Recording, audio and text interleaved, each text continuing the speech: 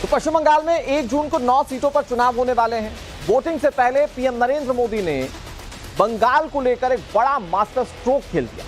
वो master stroke क्या आपको बताते हैं। दरअसल बंगाल में वोटिंग से पहले मोदी सरकार ने एक बड़ा स्टेप लिया है जिसे मास्टर स्ट्रोक माना जा रहा है। ममता के विरोध के बावजूद सीएए की प्रक्रिया बंगाल में भी शुरू हो गई है। नागरिकता का लेटर जारी करने की प्रक्रिया केंद्र सरकार ने शुरू कर दी है। बंगाल में सीएए को लेकर गृह मंत्रालय ने बयान दिया है। आवेदकों के पहले समूह को नागरिकता दे दी गई है और इसीलिए हम कह रहे हैं कि ममता देखती रह गई, बंगाल में नागरिकता लोगों को मिल गई। सिटीजन अमेंडमेंट एक्ट जो भारत सरकार ने लागू किया था, ममता बनर्जी ने इसका पुरजोर तरीके से विरोध किया था। उन्होंने कहा था कि मैं अपने राज्य में इसे कम से कम लागू नहीं होने दूंगी, लेकिन ममता देखती रह गई और लोगों को नागरिकता मिल गई। अब सीए को लेकर नागरिकता देने की प्रक्रिया पर गृह मंत्रालय ने जो लेटर जारी किया, उसमें पहले, दूसरे और तीसरे पैराग्राफ में साफ लिखा गया है कि किन किन राज्यों में पाकिस्तान, बांग्लादेश और अफगानिस्तान से आए अल्पसंख्यकों को नागरिकता दी गई।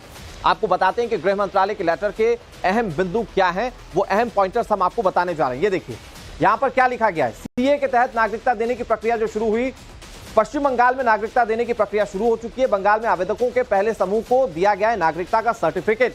ये जो मेन पॉइंटर्स है वो हम आपको बता रहे हैं। हरियाणा, उत्तराखंड में भी आवेदकों को नागरिकता दे दी गई है। ये जो गृह मंत्रालय ने कदम उठाया उसकी बड़ी जानकारी।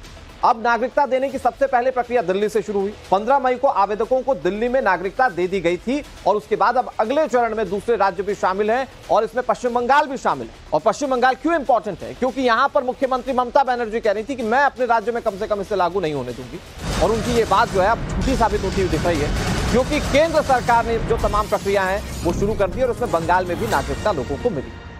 अब बड़ी बात यह कि ममता बनर्जी शुरू से ही सीएए का विरोध करती रही।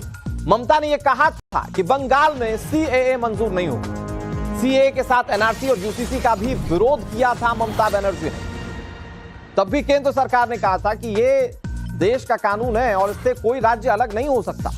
और यही देखने को मिला है अब जब नागरिकता दी जा रही है तो बंगाल में भी लोगों को सीएए के तहत नागरिकता दी गई।